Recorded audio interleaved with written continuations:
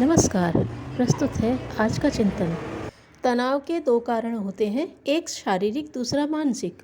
अधिक काम करने से, विश्राम न लेने से, नशे पीने या शीत ताप की अधिकता जैसे शरीर पर अतिरिक्त बोझ डालने वाले कारण से शरीर संस्थान उत्तेजित हो उठता है और प्यास, थकान, सिरदर्द, बेचैनी, नींद न आना, दाह जैसे लक्षण प्रकट होने लगते हैं।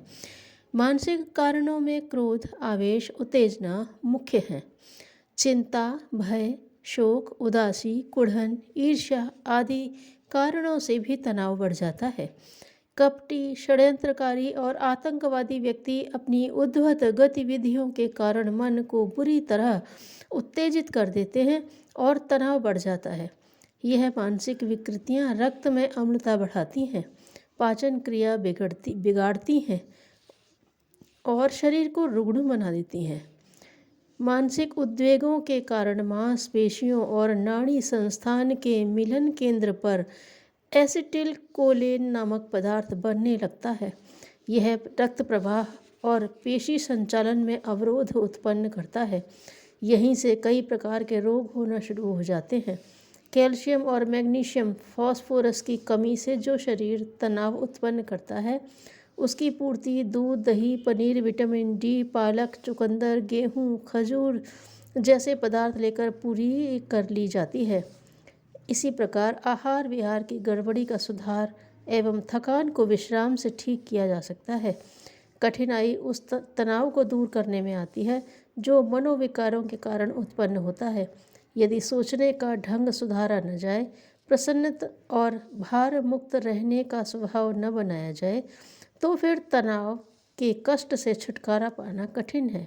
इस कष्ट से स्थायी मुक्ति तभी मिल सकती है जब अपने चिंतन और स्वभाव में सज्जनता एवं शालीनता की मात्रा बढ़ाकर चित्त को हल्का और उल्लसित रखा जाए। मानसिक तनाव दूर करने के लिए यह आवश्यक है कि सरल, निर्मल और निष्कपट जीवन जिया जाए। असंतोष और उद्वेग से बचा जाए। महत्वाकांक्षाएं उतनी रखी जाएं जो आज की स्थिति में संभव हो। अक्सर लोग ऐसी कल्पनाएं और आकांक्षाएं गढ़ते रहते हैं जो साधन संपन्न स्थिति में ही संभव है। अभी से उनके लिए ललचाते रहने पर अकारण असंतोष और उद्वेग उत्पन्न होता है और मानसिक तनाव बढ़ता है। उन्नति की योजनाएं तो बनाना चाहिए पर और शांतिपूर्वक उस मार्ग पर भी चलना चाहिए, पर उनकी पूर्ति के लिए आतुर नहीं होना चाहिए, विशेषतया तब जबकि उस स्तर की सफलता प्राप्त करने के साधन अपने पास नहीं है। संतोष और पुरुषार्थ के समन्वय का नाम ही कर्मयोग है। ऐसा मानसिक संतुलन गीता में स्थित प्रज्ञ स्थिति कही गई है। मानसिक तनाव से बचते हुए अधिक सफलता प्राप्त करने का यही उचित तरीका भी है। क्रोध, आवेश, ईर्ष्या, द्वेष, निराशा, चिंता, भय का वास्तविक कारण बहुत स्वल्प होता है। यह मनोविकार कल्पना शक्ति की अव्यवस्था और दृष्टिकोण उलझा हुआ होने के कारण ही उत्पन्न होते हैं। इन्हें अपनाकर मनुष्य अपनी विवेक बुद्धि खो बैठता है और किंग कर्तव्य विमूढ़ होकर उल्टे पुल्टे काम करता है। फलस्वरूप स्थिति और भी बिगड़ जाती है। ऐसे ही कारणों को लेकर आमतौर से लोग उद्विग्न रहते हैं और मानसिक तनाव से घिरे रहकर अपने स्वास्थ्य को अपार हानि पहुंचाते हैं। इस मन स्थिति को धैर्यपूर्वक सुधारना स्वास्थ्य संरक्षण की दृष्टि से अत्यंत आवश्यक है। तनाव कम करने के उपचारों में सबसे सरल और उपयोगी शिथिलीकरण प्रक्रिया है। कुछ समय के लिए शरीर को, मन को अधिकाधिक निश्चेष्ट बना देने से थकान में बड़ी कमी आती है। प्रकृति का यह कार्य रात को सोने का अवसर देकर संपन्न करती है। योगी लोग समाधि में यही कार्य करते हैं। वे शरीर ही नहीं, मन को भी चेष्टा रहित बना देते हैं। कायाकल्प की योग प्रक्रिया में भी यही होता है।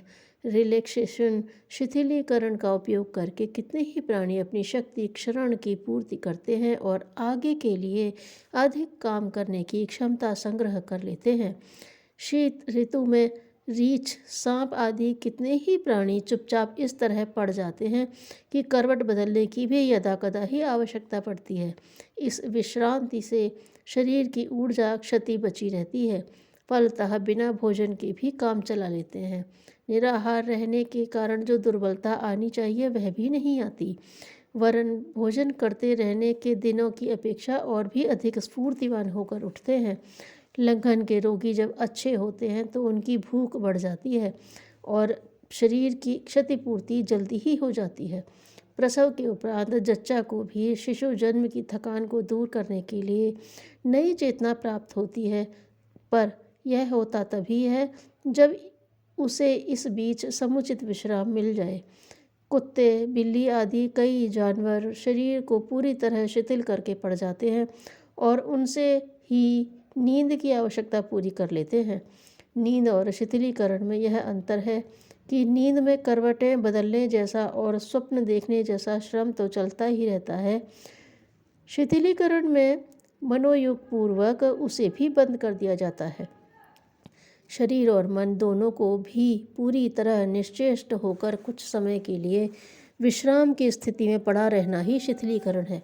इससे तनाव घटाने और नई स्फूर्ति प्राप्त करने में बड़ी सहायता मिलती है। योग साधना में इसे शव आसन कहते हैं। बौद्ध संप्रदाय में यह क्रिया अनापान सृति के नाम से प्रख्यात है। विधि यह है, आराम कुर्सी, पलंग, चटाई, दीवार के सहारे जहाँ भी सुविधा हो आसन किया जा सकता है। चित्त पीठ के बल लेट जाइए, हाथ पैर सीधे रखिए, शरीर सीधा, शरीर ढीला छोड़िए, इतना ढीला मानो उसमें से प्राण ही निकल गए हों, सर्वथा निर्जीव स्थिति हो गई हो। इस भावना को अंग प्रत्यंग में उतारने में कुछ समय लगता है। आरंभ में मन कम ही ढील छोड़ता है और अवयव भी अपना तनाव कम ही शिथिल करते हैं, पर प्रबल इच्छा शक्ति, मस्तिष्क के समर्थ निर्देश और भावना को श्रद्धा में परिणत करने की चेष्टा के संयुक्त प्रयत्न कुछ समय में सफल होने लगते हैं और शरीर सचमुच इतना ढीला लगने लगता है मानो वह पूर्णतया अशक्त हो गया हो, हिलने डुलने तक की क्षमता खो बैठा हो।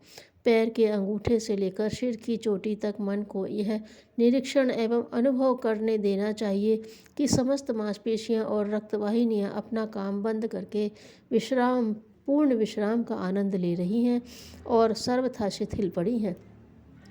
शरीर के बाद मन का नंबर आता है। जब देह में पूर्णतया शिथिलता अनुभव होने लगे तो उसी प्रकार का विश्राम मन को देना चाहिए। मस्तिष्क मानो नींद में चला गया हो, गहरी निद्रा की मन स्थिति बन गई हो। चित्त जागृति और स्वप्न की स्थिति से आगे बढ़कर सुषुप्ति और तुर्या स्थिति में पड़ा हुआ पूर्ण शांति विश्रांति का अनुभव कर रहा हो। न कोई चिंता, न इच्छा, न आकर्षण, पूर्ण निश्चिंतता और निर्द्वंद्वता की स्थिति, विचारों से सर्वथा रहित मन। शिथिलीकरण का प्रयोग किसी भी थके हुए क्षतिग्रस्त रोगी को अपनी जीवनी शक्ति पुनः अर्जित करने में बहुत सहायक सिद्ध होता है। मनःशास्त्री डॉक्टर विलियम ब्राउन ने द्वितीय महायुद्ध में मानसिक रुग्णताग्रस्त अनेक सैनिकों को इस उपचार से अपनी खोई हुई मानसिक क्षमता पुनः प्राप्त करने में सफल बनाया था। उन्होंने मानसोपचार की दृष्टि से इसे बहुत ही सफल साधन बताया है। मनुष्य की सबसे बड़ी विशेषता यह है कि वह जितना अधिक संभव है बाहरी परिस्थितियों पर शासन करे और जितना कम हो सके उनसे शासित रहे। गेटे। सुविधा के अभिलाषी लोग अपना पुरुषार्थ खोते चले जाते हैं। धन्यवाद।